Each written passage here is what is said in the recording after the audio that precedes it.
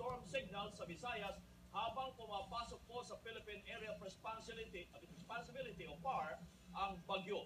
At alamin ho natin ang update nito live mula sa ABS-CBN Weather Center. Nandun po si Kuya Kim. Kuya Kim, kahapon binanggit mo na 60-40. 60 papasok sa ating bansa, 40 aakyat siya patungo ng Japan. Ngayon ba, Kuya Kim, ay may nabago na sa porsyento? Kabayan, medyo bumaliktad ngayong araw na to, no? May dalawang senaryo pa rin sa forecast track o dadaanan ng bagyo. Pero ngayon, nasa 75% ng tatama sa lupa. Partikular dito po sa Eastern Samar, itong bagyo, at may 25% na ito'y hihis o magre-recur at tatama dito sa Southern Japan. Bakit lumaki ang posibilidad ng pagtama sa lupa? Ang high pressure area dito po sa norte, ito po ay lumakas. At paglakas po nito, hinihipan po niyang pababa ang bagyo, kaya mas malaki na po ang posibilidad na ito po ay dadaan dito po sa Visayas at lalabas po ng West Philippine Sea. Samantala, dahil nakabuelo, lumakas lalo si Typhoon Hagupit o Ruby sa maximum sustained winds na 160 km per hour, malakas na po ito, at pagbugso o gustiness na 195 km per hour. Ito'y nasa 1,278 km east of Cabanatuan, Surigao del Sur, at may bilis na 30 km per hour.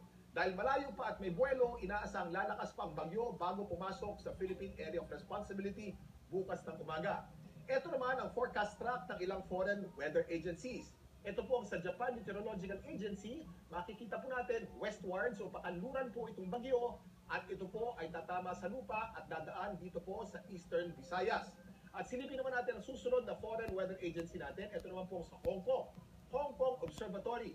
Ito po ay westwards din o tatama din po dito po sa Eastern Visayas at tatawid po ng Eastern Visayas. At ito naman ang madalas gamitin po sa mga probinsya po sa Amerika. Ito po ang Joint Typhoon Weather Center. Tignan po natin. Dito po sa Joint Typhoon Weather Center, westwards din po. Ngunit makikita po natin habang ito po yung papalapit dito po sa Eastern Visayas, ito po yung magpapanorte ng kaunti at posible pong pumasok dito po sa Bicol at posible pong ito po yung magpanorte at tutuloy po sa Japan na hindi po tumatama sa lupa. Malalaman po natin yan sa mga darating na oras. Pinag-iingat ang lahat sa storm surge na posibleng umabot po sa 3.4 meters. Kahit hindi man tumama sa lupa ang bagyo, pinag-iingat ang mga nakatira sa Eastern Visayas dahil lalapit po ito sa lupa at may lapad na 600 kilometers ang kaulapan na may dalang ulan at hangin. Inaasang magtataas ng storm signals ang pag-asa sa Visayas habang lumalapit po ang bagyo. Tanong naman ng marami, totoo ba ang kumakalat na balita na magiging isang super typhoon din ang bagyong Hagupit? Ayon po sa Pag-asa, mababa lang po ang tsansang maging isang super typhoon ito. Ang super typhoon ay may maximum sustained winds na 220 km per hour. Sa ngayon, nasa 10% ang tsansang aabot ng 220 km per hour ang lakas ng bagyong Hagupit.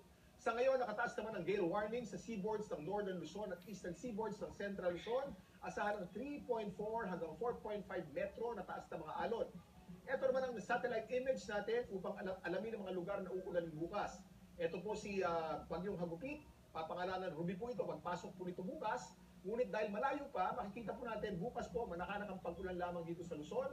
Manakanak ang pag-ulan dito po sa Visayas at good weather po tayo sa Mindanao. Ngunit paglapit po nitong malakas na bagyong to, asahan na po natin ang storm signals, lalong-lalo na po rito sa eastern sections ng Visayas at eastern sections ng Luzon.